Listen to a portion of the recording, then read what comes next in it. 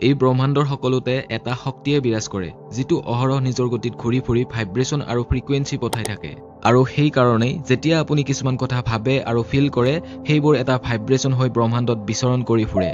আৰু এই ভাইব্ৰেচনটোৱে আপোনাৰ চিন্তা আৰু ফিলিংছসমূহৰ ফ্ৰিকুৱেন্সিৰ লগত মিল থকা অন্য এটা ফ্ৰিকুৱেন্সিক আকৰ্ষণ কৰিবলৈ ধৰে যেনেকৈ এটা ৰেডিঅ' ষ্টেচনৰ ফ্ৰিকুৱেন্সি এটা মিলালে আমি কেৱল সেই গানটোহে বা সেই কথাখিনিহে শুনিব পাৰিম যিটো সেই ৰেডিঅ' ষ্টেচনৰ ফ্ৰিকুৱেন্সিটোৰ পৰা আহি আছে আপোনাৰ জীৱনতো ঠিক এনেকুৱাই হয় যেতিয়া আপুনি মনৰ ইচ্ছাসমূহক ব্ৰহ্মাণ্ডলৈ প্ৰেৰণ কৰে তেতিয়া আপুনি সেই সেম ফ্ৰিকুৱেন্সিৰ ভাইব্ৰেচনসমূহক অনুভৱ কৰিবলৈ ধৰে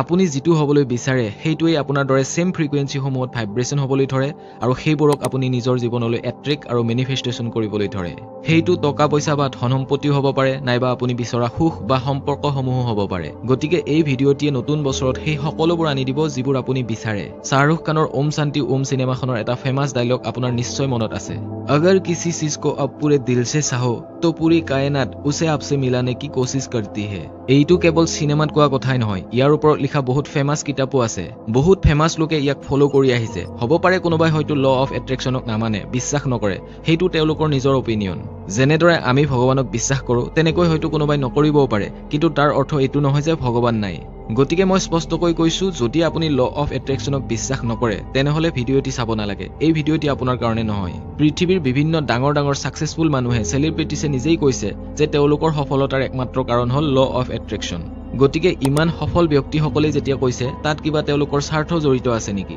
বিশ্বাস এনেকুৱা এটা বস্তু যিয়ে আপোনাক সকলো সম্ভৱ কৰি তুলিব পাৰে ধৰি লওক আপোনাৰ এটা সাধাৰণ বেমাৰ হৈছে আৰু আপুনি ভাবিলে যে ডাক্তৰৰ ওচৰলৈ যাও আপুনি হস্পিটেলত আহে আৰু ডাক্তৰৰ পৰামৰ্শ লয় ডাক্তৰজনে আপোনাক এটা মেডিচিন দিলে আৰু ক'লে যে চিন্তাৰ কাৰণ নাই ভাল হৈ যাব আৰু আপুনি সেই মেডিচিনটো লৈ নিশ্চিন্ত মনে ঘৰলৈ ঘূৰি আহে আৰু সঁচাই আপোনাৰ বেমাৰ ভাল হৈ গ'ল ইয়াত দুটা কাৰণ আছে মেডিচিনেটো তাৰ কাম কৰিবই লগতে তাতকৈ বেছি কাম কৰিছে আপোনাৰ বিশ্বাসে কাৰণ আপুনি বিশ্বাস কৰিছে যে মই ডাক্তৰক দেখুৱালো গতিকে মোৰ বেমাৰ ভাল হ'বই আপোনাৰ পজিটিভ থিংকিংয়ে সেই মেডিচিনৰ পাৱাৰ আৰু 10 গুণ বঢ়াই দিব আৰু আপুনি অতি সোনকালে আৰোগ্য হৈ উঠিব আৰু যদি আপুনি ভাবে যে মই সদায় বেমাৰী হৈয়ে থাকিব লাগিব মোৰ বেমাৰ ভাল নহবই নেকি মনত এটা সন্দেহ গতিকে পৃথিৱীৰ নাম্বাৰ 1 মেডিচিনটো ব্যৱহাৰ কৰিলেও খুব সম্ভৱ আপোনাৰ বেমাৰ ভাল নহব কাৰণ আপোনাৰ নেগেটিভ চিন্তাসমূহে আপোনাৰ স্বাস্থ্য কেতিয়াও ভাল কৰিব নোৱাৰে বৰং আৰু বেছি বেমাৰীহে কৰি তুলিব গতিকে ল অফ এট্ৰেকচন হ'ল এনেকুৱা এটা বস্তু যিটো আপোনাৰ চিন্তা আৰু ফিলিংছৰ সেই ভাইব্ৰেচনসমূহক বুজায় আপোনাৰ দেহৰ এনাৰ্জিয়ে আপোনাৰ একচনসমূহৰ ওপৰত ৰিফ্লেক্ট কৰে এনেকুৱা বহুত মানুহ আছে যে যাক প্ৰতিটো কথাতে প্ৰুফ দিব লাগে সাইন্টিফিক্যালি প্ৰুফ দিব লাগে এই বিশ্ব ব্ৰহ্মাণ্ডৰ সকলো নক্ষত্ৰ গ্ৰহ উপগ্ৰহৰ নিজা আকৰ্ষণ শক্তি আছে নে নাই গ্ৰেভিটি আছে নে নাই কোৱান্টাম ফিজিক্স যদি বিজ্ঞান হয় তেনেহলে ল অফ এট্ৰেকচনো বিজ্ঞানেই হয় হলিউডৰ এই সকল celebrities Jim Carrey Arnold Schwarzenegger Will Smith Oprah Winfrey আৰু বহুত আছে যিসকলে এওঁলোকৰ সাকসেছৰ কাৰণ ল অফ এট্ৰেকচন বুলি কৈছে মই এইটো ক'ব বিচৰা নাই যে আজি আপুনি কিবা এটা ভাবিলে আৰু তাক কালিয়েই পাব আপুনি ভবা বস্তুটো তেতিয়াহে পাব যেতিয়া তাক আপুনি অন্তৰেৰে দৃঢ় বিশ্বাসেৰে মানি ল'ব যে মই বৰ্তমান বহুত সুখী মই এই চাকৰিটো কৰি বহুত হেপী হৈছো মই এই বিজনেছটোত সফল হৈ গৈ আছো মই অত্যন্ত সুখী আৰু মই এইটো কাম কৰিমেই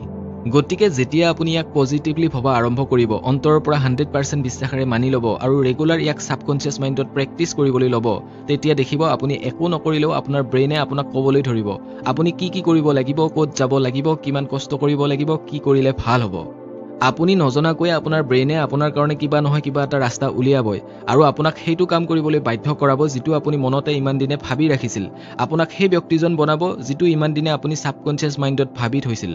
গতিকে ল অফ এট্ৰেকচন কেৱল ভাবিলেই নহয় তাক আপুনি মেনিফেষ্টো কৰিব লাগিব ল অফ এট্ৰেকচনে কেনেকৈ কাম কৰে মই আপোনাক কেইটামান ৰিয়েল লাইফ এক্সাম্পল দিব বিচাৰিছো শাহৰুখ খান যেতিয়া বলিউড ইণ্ডাষ্ট্ৰীলৈ প্ৰথম আহিছিল সেই 90 দশকতেই তেওঁ এদিন মুম্বাইত শুটিং কৰি থাকোতে কথাই কৈছিল যে এদিন মই এই ইণ্ডাষ্ট্ৰীৰ ৰজা হ'ম আৰু তেওঁ সেইটো ভাবি বহি থকা নাই তাক তেওঁ হাতে কামে কৰি গৈছে তেওঁ ল অফ এট্ৰেকচনক ফলো কৰি পজিটিভলি কামবোৰ কৰি গৈছে আৰু সেই কাৰণে আজি তেওঁ বলিউডৰ কিং খান হ'ব পাৰিছে ডক্টৰ হিমন্ত বিশ্ব শৰ্মাই তেওঁৰ ঘৈণীয়েকক কৈছিল যে মই এদিন অসমৰ মুখ্যমন্ত্ৰী হ'ম আৰু আজি তেওঁ অসমৰ মুখ্যমন্ত্ৰী হৈ আছে গতিকে যেতিয়া আপুনি মনত অটুট বিশ্বাস ৰাখি ভাবে যে এদিন মই এইটো হ'ম তেনেহলে ব্ৰহ্মাণ্ডই আপোনাক সেইটো দিবলৈ সদায় চেষ্টা কৰি থাকিব কাৰণ আপুনি ব্ৰহ্মাণ্ডলৈ ডেইলি ভাইব্ৰেচনৰ ফ্ৰিকুৱেন্সি পঠাই আছে আপুনি যেতিয়া সদায় পজিটিভ সিগনেল পঠাব তেতিয়া ব্ৰহ্মাণ্ডই তাক সেই একে ফ্ৰিকুৱেন্সিৰ লগত মিল থকা সিগনেলটো গ্ৰহণ কৰিব আৰু আপোনাৰ জীৱনত সেইটো কিবা নহয় কিবা প্ৰকাৰে দিবলৈ চেষ্টা কৰিব ৰণবীৰ সিঙে এটা ইন্টাৰভিউত কৈছিল যে তেওঁৰ 23rd বাৰ্থডে কেকত তেওঁৰ ভনিয়াকে কেন্ডেলৰ হলনি দিলৱালে দুলহনিয়া লে যায়েংগে পোষ্টাৰ ফটোখনত শাহৰুখ খানৰ ঠাইত এডিট কৰি ৰণবীৰ সিঙৰ ফটো লগাই দিছিল আৰু ৰণবীৰ সিঙৰ ভনিয়াকে হেতু খুব সম্ভৱ ল অফ এট্ৰেকচনক বিলিভ কৰিয়েই কৰিছিল